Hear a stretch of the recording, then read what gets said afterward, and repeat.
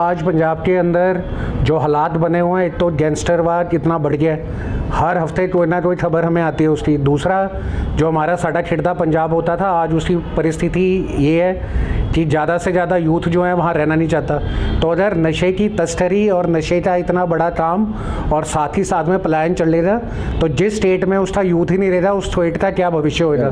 तो पिछले 5 साल से जो उम्मीद से नई पार्टी बनाई गई थी, उसके साथ में पिछले 5 साल का सफ़र कैसा रहा वो सबके सामने है। तो राष्ट्रीय लोक कल्याण पार्टी और साथ में भारत गठबंधन फेडरेशन, जिन्होंने दिल्ली के अंदर 68 सीटों पे 102 पार्टियों के गठबंधन से अपने उम्मीदवार उतारे थे, ये दोनों की दोनों संस्थाएं अब मिलकर इस चुनाव में पार्टिसिपेट कर रही है। पंजाब के अंदर सारी 117 सीटों पे चुनाव लड़ने की घोषणा करी गई है। 50% सीटें रिजर्व रखी गई हैं लेडीज़ के लिए, 50% के ऊपर यूथ को मौका दिया जाएगा और उत्तर प्रदेश के अंदर कुछ चुनिंदा सीटों के ऊपर लड़ा जाएगा। राकेश रस्तोगी जी को उत्तर प्रदेश का प्रेसिडेंट बनाया गया और जो पंजाब है, पंजाब तो मैं खुद और साथ में हमारी सेंट्रल कमेटी देखेगी कि किस तरीके से वहाँ पे कैंडिडेट्स को उतारना है। 3 बड़ी पार्टियां हैं केंद्र में, क्यों चुने आपकी पार्टी को लोग, क्या कारण है? जो पिछले 10 साल से हम लोग वहाँ पर काम कर रहे हैं, तो ताज्जुब होगा ये जान के कि आज अगर ये देखा जाए कि पिछले 5 साल से 6 साल के अंदर कोरोना के बाद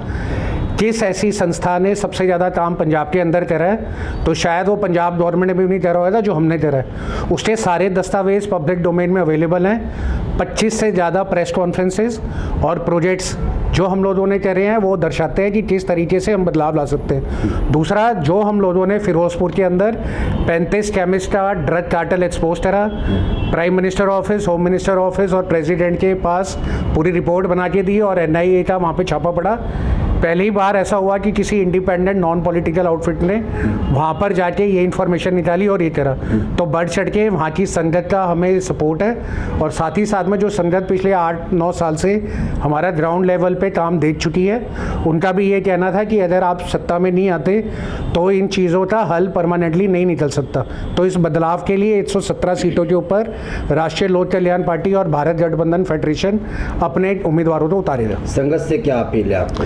संगत से ये अपील है कि जो पिछले 10 साल में उन्होंने हम लोगों के कार्य देखे हैं और उन्होंने हमारी परफॉर्मेंस देखी दिल्ली विधानसभा के अंदर, उसके साथ में ये बहुत बड़ा मौका है जिसमें एक तरफ कांग्रेस, दूसरी तरफ आम आदमी पार्टी और तीसरी तरफ शिरोमणि अकाली दल के बाद एक चौथा विकल्प निकलते हुए हमारी पार्टी और भारत गठबंधन फेडरेशन सबसे बड़ी अलायंस पार्टी निकल के आएगा।